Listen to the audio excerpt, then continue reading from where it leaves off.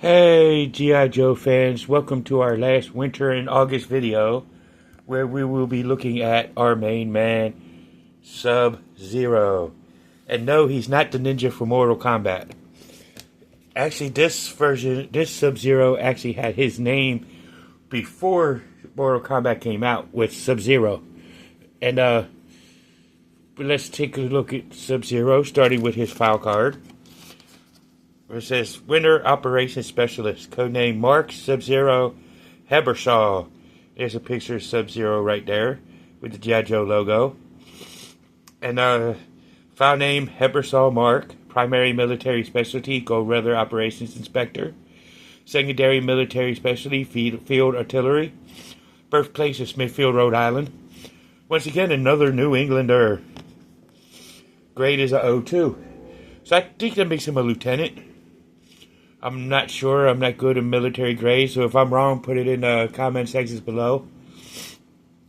Mark Sub-Zero Hebersol was an instructor at the Army Northern Welfare Training Center, the NWTC, at Fort Greely, later Black Rapids, Alaska, and a consultant to the Cold Regions Test Center at the same facilities. He beat all records for cold weather endurance solely on meanness. He is always prepared for any combat situation and carries a machine gun for short range and mortar for long range target engagements.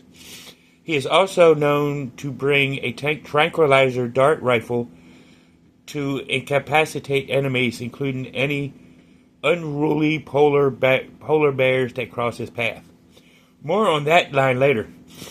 And all the other G.I. Joe Arctic specialists like cold weather. Not Mark Sub-Zero Hebersol. He hates low temperatures, and it drives him so far up the wall that it brings out a special kind of meanness unheard of in the Western world. He stores up that malice like a Arctic survival cache. Straps on his magnesium snowshoes and trudges out into the bitter cold to unleash his fury against Cobra. And the quote at the bottom, which I think is from Sub-Zero: I keep volunteering for cold weather assignments because I enjoy being mean. I had to add that little part with the expression for the mean. But let's go ahead and look at his accessories. We're going to start with his ever-present, like every G.I. Joe figure comes with, the upraised G.I. Joe logo. Mark Sub-Zero Hebersol right there on the front. And it's white, just like icebergs. And then he comes with a mortar launcher with no mortars. Nothing to put it in, nor a way to put them in it. But it's still one, and it's all in white. And he does have these tranquilizer darts, which is reminiscent of the ones that came with Spirit. And they do detach, and you can just slide it in as so. Just like Spirit's. And his book bag is, this one, Sub-Zero's, is in white and black instead of traditional brown.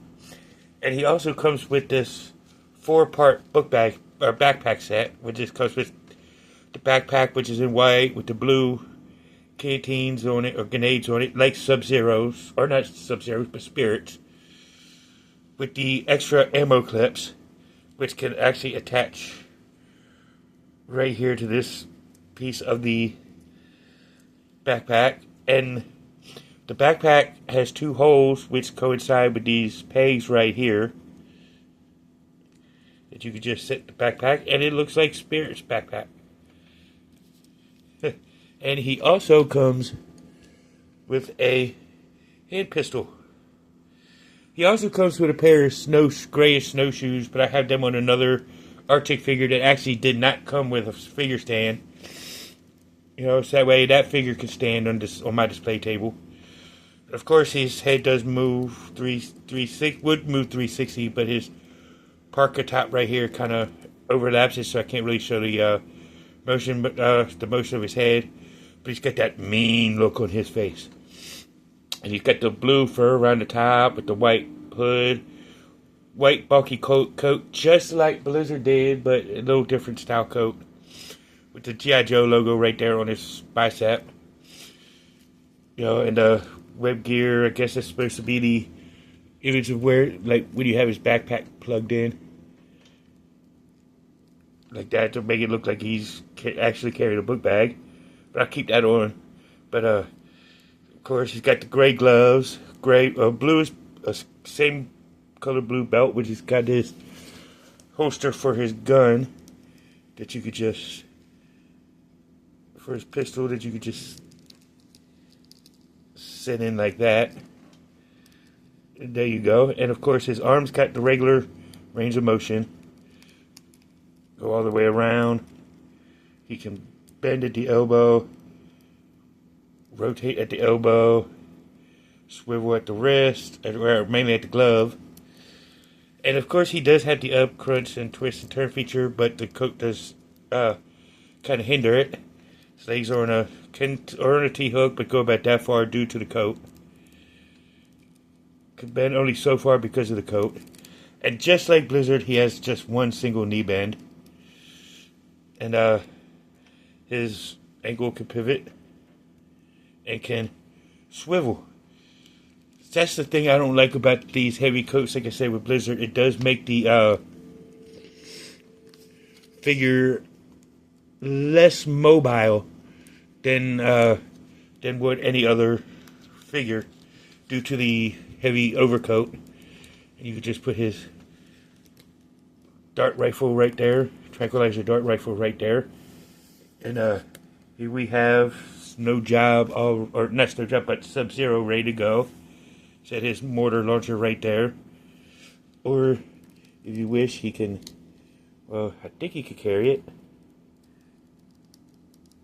Yeah, he could carry his mortar launcher. So yeah, Sub-Zero could carry all his accessories. And I do like this figure. He is one of my favorites. Like I said, with the polar bear line, could have to wait. If you guys remember the DiC animated series, and people that wasn't around to see the DiC animated series, I suggest you find some way that somebody that could borrow them, or find a streaming service app that shows the DiC episodes. There's one episode where it shows Sub-Zero actually having a pet baby cub polar bear cub, and he's raising it from childhood or cubhood and raising it to adulthood. You know, so and he counteracts the Dreadnought, Poulcher, Naugahyde, who try to give an adult polar bear to Cobra Commander as a pet, as a defense mechanism for their Arctic base. And turns out that adult polar bear was once a cub that belonged to Sub-Zero, and Sub-Zero recognized it. Well, he recognized Sub-Zero, and that's what gave it away, that Sub-Zero knew the cub and raised the cub. So he's kind of got a kinship with a friendship with polar bears. So, but I do think this is a great figure. Great to have in their collection, especially if you collect Arctic figures and you get a chance to take your figures out into the snow. Especially if you have a Snowcat and Ice Dagger, or a Cobra Wolf, or any other kind of version of a Cobra G.I. Joe or Cobra Arctic vehicle. So you can set all your Cobra and Joe snow troopers out into the snow. So I would definitely suggest getting him and adding him to the ranks, and getting any Arctic figure. I mean, you got Snow Job that comes with skis, Blizzard that comes with skis. You got Iceberg that comes with a snowboard. You know, you got all these figures that come with snow vehicles also, and it could really do battle in an Arctic theme. So I would just getting all these guys, the Polar Battle Bear. You know, so definitely go ahead and get them. And but my ranking of Sub-Zero is, he would be like an upper middle tier, because he's a little bland. with the color scheme. But he fits well in the snow. You can actually lose him and or his pieces in the snow, which would not be a good thing. But this overcoat does detract. You can't really move his head any, because of the parka hat being so freaking huge and not movable. So you can't really move the head at all. But this is a good figure to add to your G.I. Joe ranks, and so I would say he's upper middle tier, just barely scratching that glass ceiling to the top tier. But this is a good figure to have in your collection. So and that will conclude winter in August for this month. And now you know, and knowing is half the battle. See you in the next one. Peace.